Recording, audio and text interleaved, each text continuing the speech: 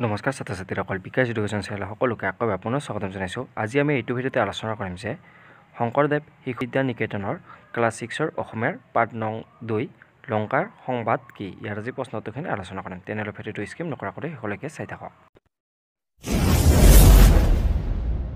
ভিডিঅ'টো আৰম্ভ কৰাৰ আগতে এটা কথা কৈ থওঁ যে যিসকলে নতুনকৈ আহিছে চেনেলটো সকলোৱে ছাবস্ক্ৰাইব কৰি ল'ব আৰু ইয়াৰ পিছৰ পাঠৰ ভিডিঅ'খিনি এইটো চেনেলতে আপোনালোকে পাই যাব।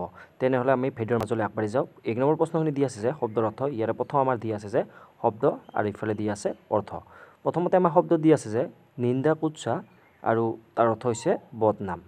তাৰপিছত 2 নম্বৰত দি আছে যে দৈবাত, তাৰ অৰ্থ হৈছে যে দৈৱক্ৰমে বা ভাগ্যক্ৰমে। কণ্ডল, তাৰ অৰ্থ হৈছে কাজিয়া। তাৰপিছত আলস, তাৰ অৰ্থ হৈছে যে আলস কৰা বা ঠিক কৰা। তাৰপিছত নিমিত্তে, তাৰ অৰ্থ হৈছে কাৰণে। তাৰপিছত প্ৰকাৰান্তৰে, তাৰ অৰ্থ হৈছে যে বিকাভাৱে বা আন এক প্ৰকাৰে। তাৰপিছত প্ৰতিজ্ঞা, তাৰ অৰ্থ হৈছে পণ। তাৰপিছত আঠিয়া কল, তাৰ অৰ্থ হৈছে যে এবিধ গুটি থকা কল, তাক আঠিয়া কল বুলি কয়। তাৰপিছত আমাৰ 2 নম্বৰখিনি দি আছে যে তলত দিয়া প্ৰশ্নকেইটাৰ চমু উত্তৰ দিয়া।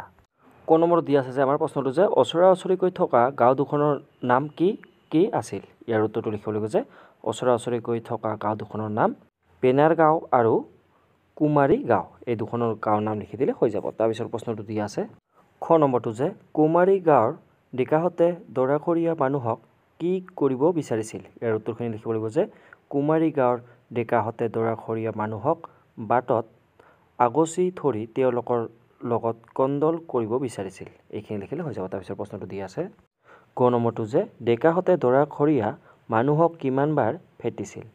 ইয়াৰ উত্তৰখিনি লিখিব লাগিব যে ডেকাহঁতে দৰাখৰীয়া মানুহবোৰক 3 বাৰ ফেটিছিল। তাৰপিছত খ নম্বৰটো তেওঁলোকৰ প্ৰশ্নটো কি আছিল। ইয়াৰ উত্তৰখিনি লিখিম যে তেওঁলোকৰ প্ৰশ্নটো আছিল লংকাৰ সংবাদ কি। তাৰপিছত 9 নম্বৰটো দিয়া আছে যে শেষত কাক আঁকছিলে। ইয়াৰ উত্তৰটো লিখিম যে শেষত ডেকা দলক আঁকছিলে।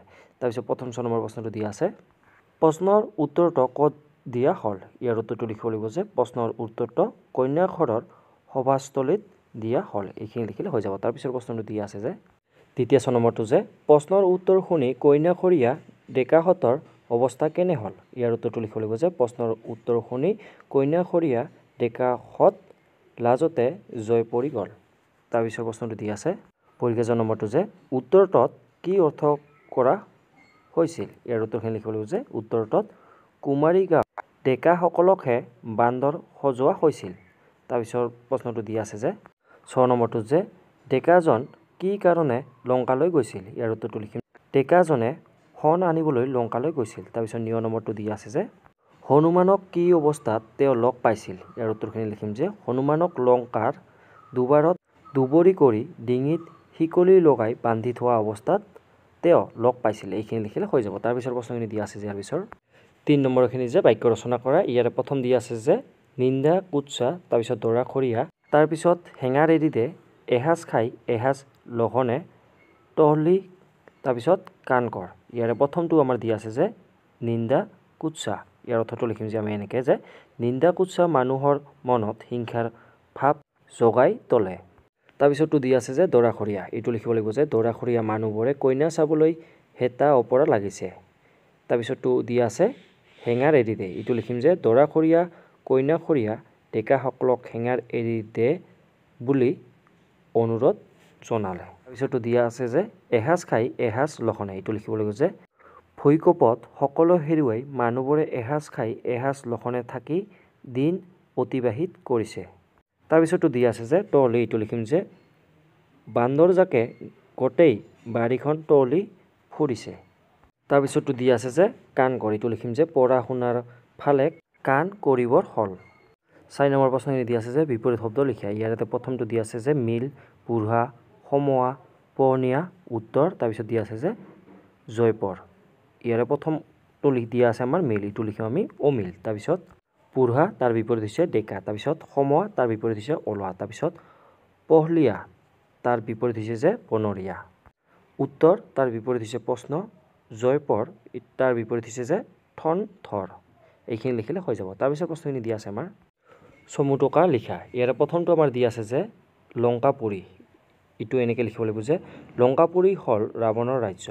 লংকাপুৰী ৰাৱণে নিৰ্মাণ কৰিছিল। লংকাপুৰী শণেৰে নিৰ্মিত আছিল। লংকাপুৰীৰ বহুল সীমা শণেৰে মজবুত গঢ়েৰে নিৰ্মিত আছিল। শণেৰে নিৰ্মিত হোৱাৰ বাবে লংকাপুৰীৰ আন এটা নাম হ'ল স্বৰ্ণনগৰ। ৰাতি এই লংকাপুৰী শণৰ দৰে জিলিকি থাকে। লংকাপুৰী বৰ্তমান ভাৰতৰ উত্তৰ দ্বীপ শ্ৰীলংকাত অৱস্থিত। এইখিনি লিখিলে হৈ যাব। তাৰপিছত প্ৰশ্নটো দি আছে আমাৰ খ নম্বৰটো দি আছে যে হনুমানে ইটো লিখিব লাগিব যে ত্ৰেতা যুগৰ প্ৰভু শ্ৰীৰামচন্দ্ৰৰ এজন নিষ্ঠাৱান ভক্ত আছিল বীৰ হনুমান। হনুমান এক ঐশ্বৰিক শক্তি সম্পন্ন বান্দৰ। তেওঁৰ মাতৃৰ নাম আছিল অঞ্জনা আৰু পিতৃৰ নাম কেশৰী।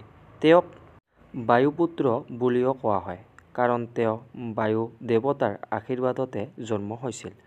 সীতাক ৰাৱণৰ পৰা উদ্ধাৰ কৰোঁতে হনুমানে ৰামচন্দ্ৰক যথেষ্ট সহায় কৰিছিল। তেওঁ ৰুদ্ৰৰ অৱতাৰ আছিল, সেয়েহে ভাৰতীয় সমাজত তেওঁ ভগৱানৰ স্থান লাভ কৰিছে। ব্ৰহ্মচাৰী হনুমান যথেষ্ট সাহসী, দয়ালু, পৰোপকাৰী আৰু ভগৱান ৰামচন্দ্ৰৰ একান্ত ভক্ত আছিল। এইখিনি লিখিলে হৈ যাব।